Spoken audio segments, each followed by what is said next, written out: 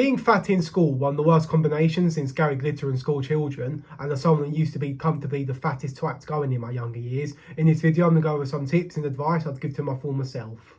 I'm one of them being not to beat yourself up about being in this position in the first place, because ultimately you're the one that's not been taught about healthy eating, healthy habits or anything like that. You're the one that's been let down by all the people around you, and it's a completely not a joke. Now looking back at it as a fully grown adult, how kids are being let down, especially with myself being in that position of being overweight as a child, because let's have it right. I mean, you look at the current state of the world, you can't even go on certain websites to bash over line the roads without giving the government your bloody blood type to get onto the websites. But kids can go to school, be morbidly obese, miss out on social activities and any sort of fitness, and get left with absolutely no social skills because they get bullied for how they looked. It's a completely not a joke how no one does anything about it. So don't beat yourself too much about it. It's not your fault. So now we're actually on to some tips of advice, with the first one being, do not weigh yourself. Your complete self-worth around numbers will come later on in life, so you shouldn't be weighing yourself at such a young age. Same with like tracking or weighing food out. That's something kids shouldn't be doing, because it could make you feel very self-conscious against some very unhealthy habits. It's all about embedding healthy habits and stuff you enjoy to do. The second tip is to eat throughout the day. Don't be skipping out on meals, and drink plenty of water. That's a mistake I used to make when I was younger. I didn't want people to comment on when I was eating at lunchtime or anything like that, so I'll just completely avoid eating throughout the entire day. I'll wake up at 8 o'clock in the morning and wouldn't eat till 3 o'clock in the afternoon, and obviously at that point at 3 o'clock I'll be completely ravenous and want to eat absolutely everything in sight, which put me into an awful cycle that lasted for years on end. And so make sure you completely avoid that, and make sure you eat throughout the day and keep yourself more full. Stuff you want to be sort of aiming to eat is just fruits and vegetables, and these are just good anyway for the vitamins and stuff and the actual health benefits they give you, but they're also high in fibre, which keeps you more full for longer. So they're just very good to eat, and eat plenty of them. And also with that, water helps expand and fill your stomach up, and it's also just good to keep hydrated on a daily basis when you're out of school. So make sure you eat throughout the day and have plenty of water, and that's the second bit of advice.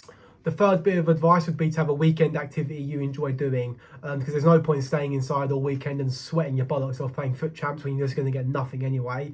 You might as well pick an activity you actually enjoy to do. Even if it's something like going out for a walk on your own, that's completely fine. But it's even better if you can go out with your friends and socialise, which is even better. It's about picking an activity you like to do, because chances are, let's have it right, you probably despise PE. I did. I was one of those shithouse kids that used to avoid running the laps in cross country. So I know it's very hard to actually pick an activity you like, but the more you trial with error of certain things, you'll definitely start to pick something you actually enjoy, and that's definitely good on the weekend to actually get you out of the house and get you physically moving, which is also great. The fourth piece of advice would be to walk to and from school on a daily basis. This can be good to get you more steps on a daily basis. It can improve your health and also burn more calories off. So you're doing a lot of things there just by walking. It might be a bit more difficult first thing in the morning if it's first thing. You might actually want to take the bus, or you just get dropped off. It makes life easier for you and your family. But if you can walk home of an afternoon where parents are picking up more minors than Adam Johnson, then that's going to be great. This is more of a parent thing once again if they'll allow you to do it. But if you are able to walk, definitely take up that opportunity, because there's a lot of health benefits of walking. One of them being that it improves your cardiovascular health, pretty much meaning that it's going to make your heart healthier. So if you can, walk to and from school, or at least pick one of the two and stick with that. Which leads on to tip number 5, which is to increase your NEAT. Now, NEAT stands for non-exercise activity thermogenesis, which pretty much is something that isn't dedicated exercise. So, for example, just how much you're fidgeting like this, that doesn't mean for you in your classroom to start moving around like some absolute freak. But just how much you're moving, which isn't dedicated exercise, as I said. So, for example, taking the stairs, it's taking the stairs rather than the elevator, and you can definitely incorporate that into your day-to-day school life. So, as I said, taking the stairs at lunchtime when you've got those 15 or 20 minutes spare, and just walk around with a friend or on your own, doesn't really matter, and just giving yourself a bit more reason to be a bit more physically active on a daily basis. And like I said, don't become like a compulsive exercise freak with this. Just find things to be a bit more physically active. That's going to improve your health, and that's definitely going to go a long way in keeping you more healthier, and maybe I'm burning a couple of more calories off.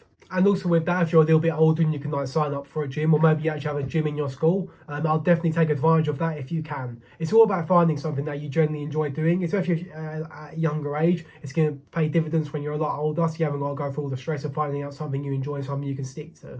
So if you're a little bit older or you can start up going to the gym, I'll definitely recommend that as well, as something you can enjoy doing. So now on to advice number 6, which would be to cut down on snacking as much as possible. So stuff like crisps and stuff like chocolate, these foods are very high in calories and very easy to overeat because they're very addicting, obviously. But once again, this is a sort of a parent thing where they're the ones that are filling up the cupboards with all this sort of crap for you to eat, and of course you're going to eat it. But if you can, I'm not saying definitely to cut all this sort of food out. You definitely don't want to be in a cycle of being like paranoid or frying your food, and that's not the way to go around it. It's about being balanced. So yeah, don't be sort of scared and cut all that food out, but try and convert the best you can to eating more fruits and vegetables. And this because fruits and vegetables are very lower in calories. You can eat a lot more of them as well. And with that, they're high in fibre, which can help keep you more fuller for longer. So if you can, try your absolute best to try and convert from eating crappy foods to stuff like the crisps and the chocolate. Not to completely cut it out, but replace it with a couple more fruits and vegetables. That's going to go a long way into your health, and also it's eating a lot less calories. Also with that, protein is also great to eat, as it also is a very filling macronutrient. And I'm not talking about that £3 chicken you get from the chicken and chip shops, where the chicken when it was alive was already pumped up with steroids. I mean, even stuff like that is absolutely ridiculous when you think about it. I mean, there's more chicken and chip shops on corner streets than there is homeless people. We really are being set up to fail. It's no wonder why kids are so overweight at the moment. But if you can, try your best to try and convert to some healthier options if you physically can do it. Once again, it's not really a you issue. It's the scenarios you've been put into, and you're trying your best to deal with it. But if you can try and convert to healthier options, that's going to be absolutely fantastic. And another piece of advice I'd give would be to convert to 0-calorie drinks compared to its fully calorie counterparts. So stuff like Pepsi, stuff like Coca-Cola, those sort of drinks you want to convert to the 0-calorie alternatives if you can. And this is going to save you hundreds of calories per day, and they also just taste as fine as the other ones. And also with that, in the diet alternatives, the caffeine within them can help suppress your appetite. So that's going to go a massive way into helping you lose weight, and also not missing out because you're still going to be drinking those sort of drinks. And like I said earlier, make sure you have plenty of water on a daily basis, and that going together can definitely help suppress your appetite and be a lot more healthier. So that concludes all the tips and advice I'd give to my former self who was struggling at school with his weight. I really want to get this across though. Please don't starve yourself or do anything unnecessary or something that's unrealistic, and don't do anything for the gratification of others. That's just not going to work for you later on in life, or if you are a bit older and you are watching this, don't do anything for someone else's gratitude, because it shambles really how kids are sort of left in this state, like I said earlier on in the videos, because this is an absolute crap state to be in when you are so young, or even if you are a bit older, because it carries on with you throughout your life, and it takes a mountain to climb to get over this sort of stuff.